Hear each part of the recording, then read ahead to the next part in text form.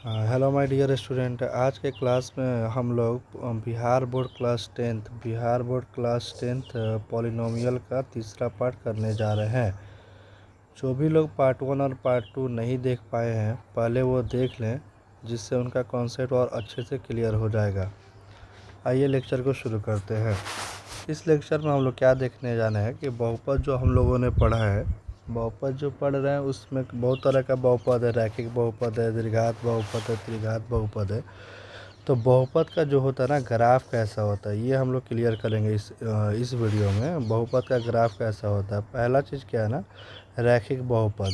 रैखिक बहुपद किसे कहते हैं? वैसा बहुपद जिसका घात सिर्फ एक रहता है उसे क्या कहते हैं? रैखिक बहुपद है।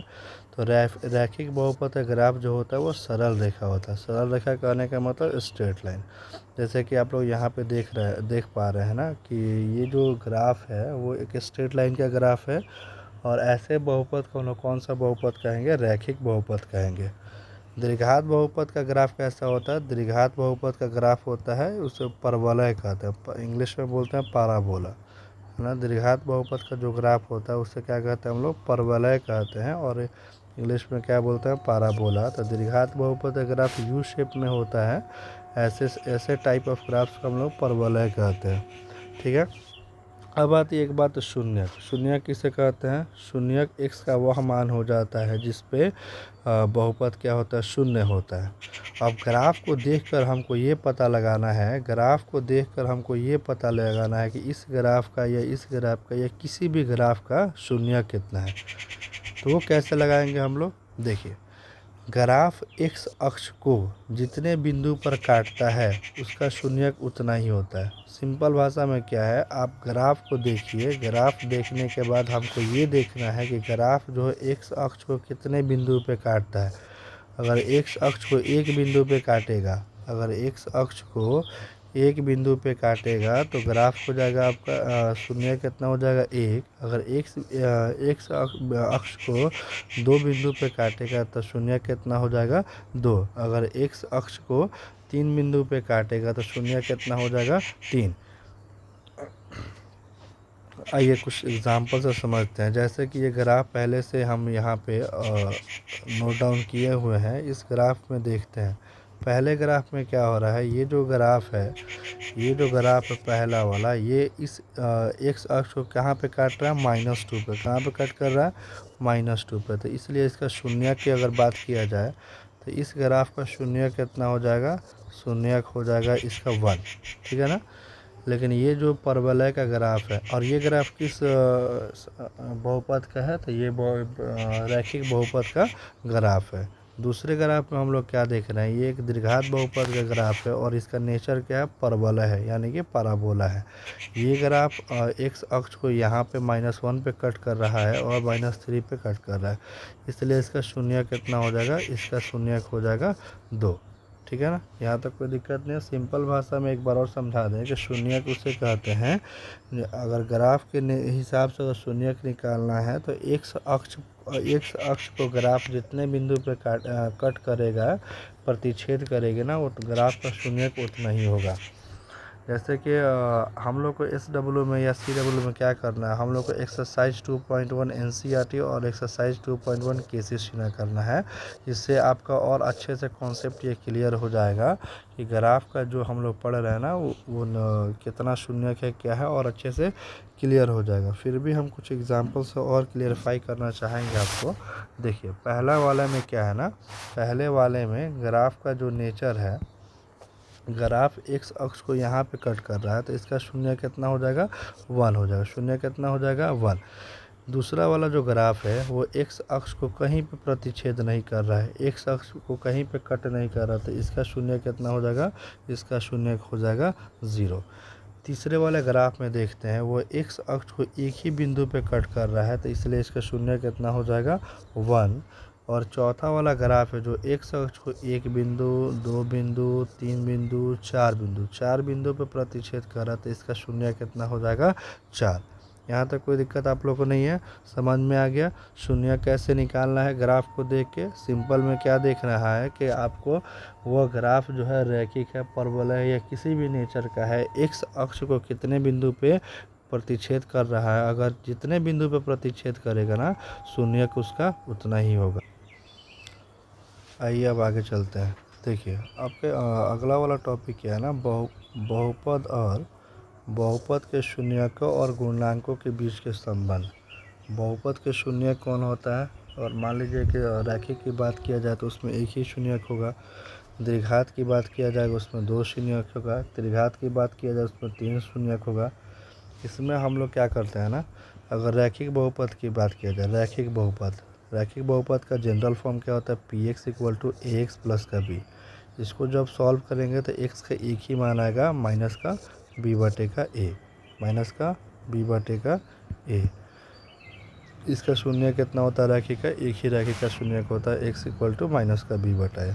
लेकिन द्विघात बहुपद की अगर बात करेंगे, द्विघात बहुपद का जनरल फॉर्म क्या होता है, ए एक्स स्क्वायर प्लस का बी एक्स प्लस का सी। ठीक है, तो इसमें क्या है ना, हम लोग 2 स्टैंडर्ड टर्म का यूज करते हैं, एक होता है अल्फ़ा, दूसरा होता है बीटा। तो ये शून्य के लिए यूज़ किया जाता है। माना कि अल्फ़ा और बीटा द्विघात बहुपद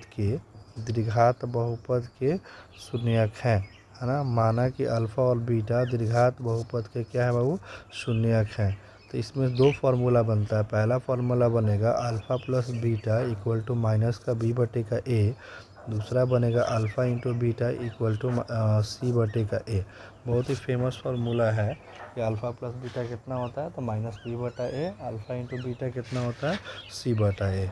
अब चलिए, अगर ये त्रिघात बहुपद है, त्रिघात बहुपद किसे कहते हैं, वैसा बहुपद जिसमें घात कितना होता है 3, उसे त्रिघात बहुपद कहते हैं। त्रिघात बहुपद अगर पी एक्स बोला जाए उसको, तो A x cube plus B x square plus का सी एक्स प्लस का डी, ये क्या है आपका त्रिघात बहुपद है। जितना घात रहता है ना उतना ही शून्यक होता है। घात जितना है, एक घात है शून्यक 1 है, घात 2 है तो शून्यक 2 है, घात 3 है तो शून्यक 3 है, अगर घात 4 है तो शून्यक 4 होगा। तो हम लोग क्या पढ़ रहे हैं, हम लोग पढ़ रहे हैं त्रिघात बहुपद। तो इसमें शून्यक कितना होगा, 3 होगा। पहला शून्यक है अल्फ़ा, दूसरा है बीटा, तीसरा है गामा। तो मान लीजिए कि अल्फ़ा बीटा गामा त्रिघात बहुपद के शून्यक है। यहाँ से भी 3 रिलेशन बनेगा, alpha plus beta plus gamma minus का बी बटे का A, alpha beta beta gamma gamma alpha C बटा का A, alpha beta gamma minus का डी बटे का ए। ये रिलेशन 3 बन गया। बहुत ही फेमस फार्मूला, ये सब आपको याद होना चाहिए। अगर अच्छे से एग्ज़ाम देना है मैट्रिक का, तो आपको ये सारा चीज़ जो भी पढ़ाया जा रहा है यहाँ पर ना, सब अच्छे से आपको करके एग्ज़ाम के लिए प्रिपरेशन करिए, अच्छे से करिए। इसको सारे लेक्चर को 1 बाय 1 देखिए। कोई भी ऐसा बात अगर समझ में नहीं आ रहा है उसको कमेंट करिए, सेपरेट अगर कुछ समझाने के लिए बोलिएगा तो उसका सेपरेट वीडियो बन जाएगा। तो ये सारा चीज़ आप लोगों पर डिपेंड कर रहा है, आप जिस तरह इसको बोलिएगा उस तरह कर दिया जाएगा। ठीक है, अब देखिए, कभी कभी क्या होगा ना, आपको अल्फ़ा और बीटा पहले से शून्यक दिया रहेगा। जैसे कि आपको दे देगा क्वेश्चन में कि अगर अल्फ़ा और बीटा द्विघात बहुपद के शून्यक हो तो द्विघात बहुपद क्या होगा, है ना। अगर मान लीजिए कि अल्फ़ा 1 दे दिया, बीटा 2 दे दिया, तो द्विघात बहुपद पूछ देगा। तो द्विघात बहुपद क्या हो जाएगा फिर उस केस में, एक्स स्क्वायर माइनस का alpha plus beta x plus alpha into beta. ठीक है, अब ये जो अल्फ़ा प्लस बीटा है इसको हम लोग शून्यकों का योग भी कहते हैं, और अल्फ़ा इंटू बीटा को शून्यकों का गुणनफल भी कहते हैं। ठीक है, कहीं क्वेश्चन में अगर शून्यकों का योग बोल देगा निकालने के लिए, तो वो बोल रहा है कि अल्फ़ा प्लस बीटा ही निकालना है। अगर कोई क्वेश्चन में बोल देगा शून्यकों का गुणनफल निकालना है, तो वो क्या निकालना है आपका, अल्फ़ा इंटू का बीटा ही निकालना है। ठीक है, अगर इसी तरह अगर तीन शून्यक दिया रहा है, अगर अल्फ़ा बीटा गामा त्रिघात बहुपद के शून्यक अगर हो, तो त्रिघात बहुपद क्या होता है, एक्स के पावर 3 माइनस का alpha plus beta plus gamma x square plus का alpha beta beta gamma gamma alpha x minus का अल्फ़ा बीटा गामा। ठीक है, इसको क्या बोलते हैं, त्रिघात बहुपद बोलते हैं। क्या हो गया ये, क्या हो गया ये, अल्फ़ा एक्स के पावर 3 माइनस का alpha plus beta plus gamma bracket में x square plus alpha beta beta gamma gamma alpha x minus का अल्फ़ा बीटा गामा। ये कौन सा बहुपद है? ये आपका त्रिघात बहुपद। ये कौन सा फॉर्मूला है? जब हमको अल्फ़ा बीटा गामा दिया रहेगा, अल्फ़ा बीटा दिया रहेगा, उस केस में हम लोग क्या निकाल सकते हैं? हम लोग निकाल सकते हैं आपका द्विघात बहुपद क्या होता है और त्रिघात बहुपद क्या होता है। इस कॉन्सेप्ट से रिलेटेड कुछ एग्जांपल्स देख लेते हैं, जिससे और भी हम लोग का कॉन्सेप्ट अच्छे से क्लियर हो जाएगा। पहला एग्जांपल क्या आपका? 6x² माइनस का 7x माइनस का 3। 6x² माइनस का 7x माइनस का 3। अगर पहला काम हमको क्या है ना, अगर अल्फ़ा प्लस बीटा निकालना है, शून्यकों का योग निकालना है, शून्यकों का गुणनफल निकालना है, पहला काम हम लोग का क्या है? उसका ए और बी निकालना है। क्या निकालना है? A b c. अगर द्विघात है तो 3 निकलता है गुणनांक ए बी सी, और त्रिघात है तो 4 निकलेगा ए बी सी डी। पहले क्या है ना, ए किसे कहते हैं ना, x² के पहले जो लिखा रहता है उसे ए कहते हैं, बी एक्स के पहले जो लिखा रहता है उसे बी कहते हैं, एक्स और नॉर्मल जो रहता है बिना एक्स और x² के, तो वो क्या हो जाएगा आपका? सी हो जाएगा। ठीक है ना। अब देखिए x² के पहले यहाँ पे क्या लिखा हुआ? 6 लिखा हुआ, तो ए कितना हो जाएगा? 6। और x के पहले क्या लिखा? -7 लिखा है। आपको हमेशा ए बी सी का मान ना साइन के साथ लिखना है। अगर साइन के साथ लिखते हैं तो कहीं भी दिक्कत नहीं आएगी और कहीं भी गलती की संभावना नहीं बचेगी। ठीक है। तो अब क्या होता है? अल्फ़ा प्लस बीटा का फॉर्मूला होता है माइनस का बी बटा ए। तो माइनस तो पहले से यहाँ पर लगा हुआ है, माइनस का 7 है, बी का वैल्यू रख देंगे, बटे का 6 हो गया, माइनस इंटू का माइनस प्लस, यानी कि 7/6, यानी अल्फ़ा प्लस बीटा कितना आ गया आपका? 7/6। ठीक है ना। अब देखिए अल्फ़ा इंटू बीटा का फॉर्मूला होता है सी बटे का ए। सी कितना है? सी है आपका -3, और ए कितना है? 6। अगर ये कट होगा 3 1 जा 3, 3 2 जा 6, तो यहाँ पे आ जाएगा आपका -2, यानी अल्फ़ा इंटू का बीटा कितना आ गया आपका? -2। तो द्विघात में अगर ये पूछ देगा शून्यकों का योग या शून्यकों का गुणनफल, तो हम लोग कैसे बनाएंगे? ऐसे ही बनाएंगे। सिंपल, हम लोग को पहले फार्मूला याद होना चाहिए, उसके बाद से हम लोग ए बी सी निकालेंगे साइन के साथ, चिन्ह के साथ, कि प्लस है कि माइनस है, उसके बाद फार्मूला में उसको रख देंगे। ठीक है ना। आइए एक और क्वेश्चन देखते हैं, क्वेश्चन नंबर 2, जो कि एक त्रिघात बहुपद है। इस क्वेश्चन में क्या बोल रहा है कि x³ माइनस का x² माइनस का 14x प्लस का 24। और इस पर भी हम लोग का अगर alpha plus beta plus gamma जो भी 3 फार्मूला अगर वो निकालना है, तो पहले हम लोग को क्या पता होना चाहिए? पहले हमको ए और बी और सी पता होना चाहिए। ठीक है ना। तो ए कितना है? x³ कुछ भी नहीं लिखा है तो 1, ये हो गया 1। x² के पहले भी कुछ नहीं लिखा है, लेकिन साइन माइनस है तो बी हो जाएगा -1। x के पहले क्या लिखा है? माइनस का 14, और डी कितना हो जाएगा आपका? 24, है ना। ये ए बी सी डी हो जाएगा आपका। अब यहाँ से 3 फार्मूला बनेगा। पहला फार्मूला क्या है? Alpha plus beta plus gamma minus का बी बटे का ए। तो माइनस का माइनस रहेगा, बी का वैल्यू -1, बी का वैल्यू -1, और ए कितना हो जाएगा आपका? 1। माइनस इंटू का माइनस प्लस, 1/1, 1/1 = 1, यानी कि alpha plus beta plus gamma क्या मिल गया हमको? 1 मिल गया। अगला फार्मूला 2 नंबर क्या कह रहा है ना, कि alpha beta, beta gamma, gamma alpha = सी बटा का, ये फार्मूला होता है। सी का वैल्यू कितना है? माइनस का 14 है, माइनस का 14 रख दिए। ए का वैल्यू 1 है, किसी भी नंबर को अगर 1 से डिवाइड करेंगे तो वही नंबर आता है, यानी कि माइनस का 14 आ जाएगा। यानी ये क्या हो जाएगा? Alpha beta, beta gamma, gamma alpha कितना के बराबर हो गया? -14 के बराबर हो गया। तीसरा फार्मूला क्या होता है? Alpha beta, beta alpha into beta into gamma, ये होता है माइनस का डी बटे का ए। और ये डी कितना आपका हो जाएगा? माइनस का, और डी कितना हो जाएगा आपका? सिंपली 24, सॉरी, डी कितना हो जाएगा आपका? डी दिया हुआ है क्वेश्चन में 24, डी कितना दिया आपका क्वेश्चन में? 24। तो ये हो जाएगा -24 बाई ए का वैल्यू 1, यानी कि किसी भी नंबर को डिवाइड करेंगे तो माइनस का 24 आ गया, यानी अल्फ़ा इंटू का बीटा इंटू का गामा कितना आ गया आपका? माइनस का 24। यहाँ तक किसी को कोई दिक्कत?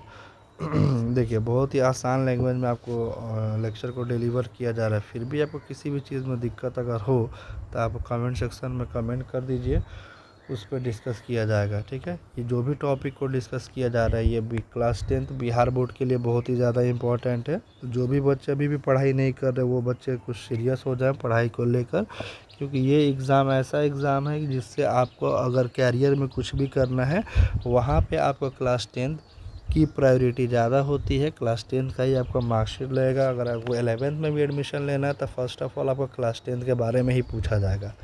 लेकिन अगर आप मेहनत करके खुद बेहतर नहीं कर रहे हैं ना, तो रिज़ल्ट कुछ भी आ जाए फिर उससे ज़्यादा कुछ फ़र्क नहीं पड़ता है। तो कोशिश ये करिए कि आप जो भी रिज़ल्ट बनाइए, प्रायोरिटी तो आपका बेहतर का ही होना चाहिए, और बेहतर के लिए आपको बेहतर एजुकेशन की ज़रूरत पड़ेगी, जो हम लोग डिलीवर करने की कोशिश कर रहे हैं, ठीक है ना। तो आपको किसी भी तरह का किसी भी लेक्चर में अगर दिक्कत आ रहा है, मैथ के अलावा भी लेक्चर को यहाँ पे अपलोड किया जाएगा, और भी सब्जेक्ट का लेक्चर आएगा, 1 बाय 1 आएगा। फिर भी अगर जो भी कंटेंट अभी चल रहा है, इस कंटेंट को 1 बाय 1 अच्छे से क्लियर कर लीजिए। Thanks for watching this video. मिलते हैं अगले वीडियो में।